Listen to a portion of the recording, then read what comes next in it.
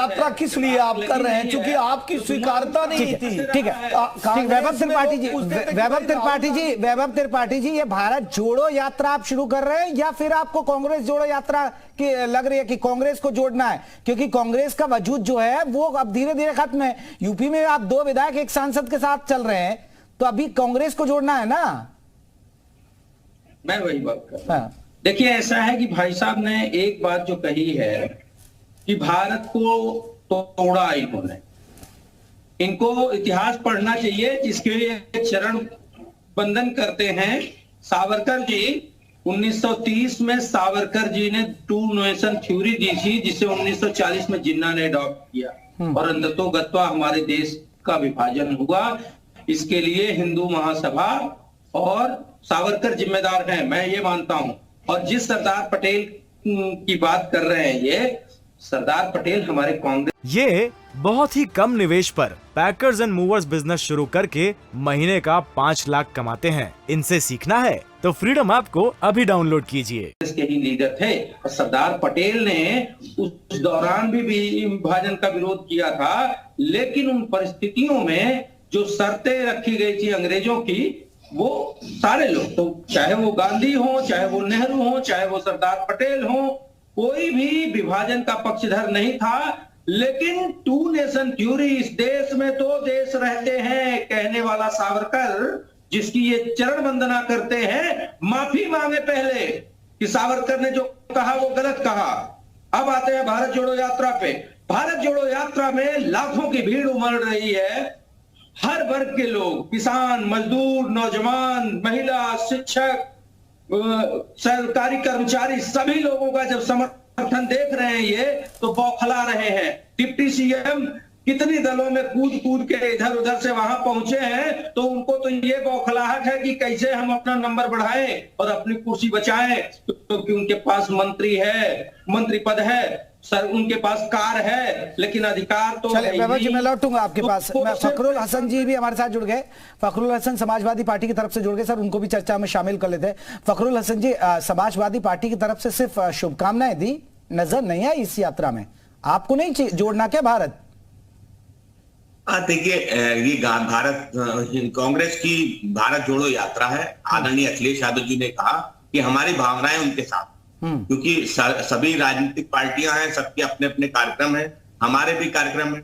और कांग्रेस जब उत्तर प्रदेश में शामिल दाखिल हो रही थी, उससे पहले अगर उनको विपक्ष की एकता की बात थी, विपक्ष को साथ लेके चलने का सवाल था, तो सबसे पहले दिल्ली पहुंचे थे।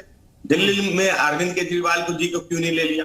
जब आप उत्तर प्रदेश की सीमा पे, उत्तर प्रदेश पे आ गए, तब आपको विपक्ष की याद आई, तब आपने सोचा कि हमको पत्र लिख दे।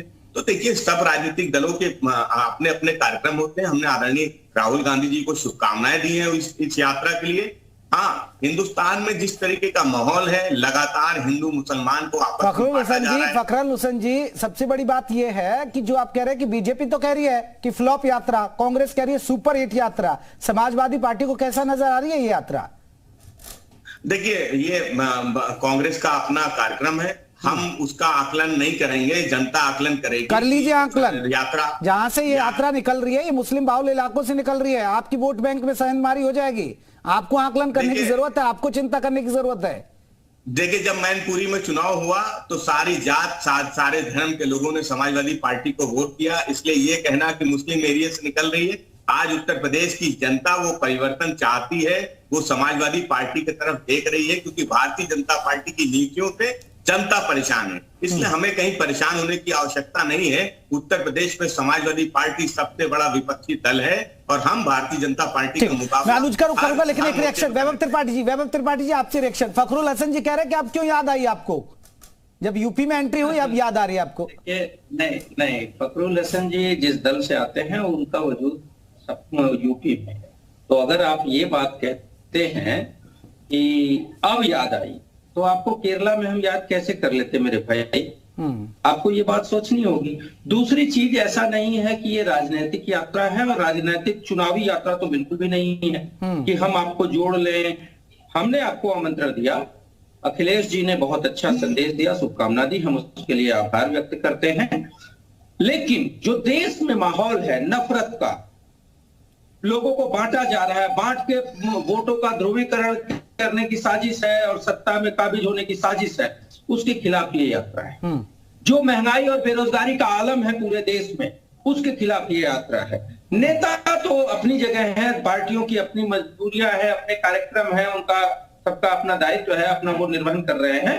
लेकिन मैं एक बड़ी बात कह रहा हूं, देश में भारत जोड़ो यात्रा एक राहुल गांधी के साथ चल रही है, जहां जन सैलाब उमड़ रहा है, वहीं दूसरी तरफ हर गरीब वैभव जी, टैगलाइन ठीक है भारत जोड़ो यात्रा, लेकिन क्या जुड़ क्या रहा है, रिजल्ट क्या आ रहा है, रिजल्ट क्या आ रहा है कि कितना जोड़ दिया आपने भारत, ये तो बताइए। अच्छी बात है, अच्छी आप कवायद कर रहे हैं, लेकिन टूट कहां रहा था और जुड़ क्या रहा है? जी मैं कंप्लीट करूं, मैं वही आ रहा था। ऐसा है कि राहुल गांधी की भारत जोड़ो यात्रा एक तो फिजिकल रूप से चल रही है और मानसिक रूप से पूरे देश के युवाओं में, गरीबों में, मजदूरों में, किसानों में, सरकारी कर्मचारियों में, सभी के मन मस्तिष्क में भी ये यात्रा चल रही है। आप भारत के किसी कोने में, यात्रा तो एक सीधी लाइन में जा रही है, लेकिन भारत के किसी कोने में जहां यात्रा नहीं भी गई है, वहां भी गांव गली चट्टी चौराहों पे लोगों के मन मस्तिष्क में ये यात्रा छाई हुई है कि एक निकला है जो कि भारत जोड़ने की बात कर रहा है। ठीक है, मैं लौटूंगा। ये बहुत ही कम निवेश पर पैकर्स एंड मूवर्स बिजनेस शुरू करके महीने का 5 लाख कमाते हैं। इनसे सीखना है तो फ्रीडम ऐप को अभी डाउनलोड कीजिए।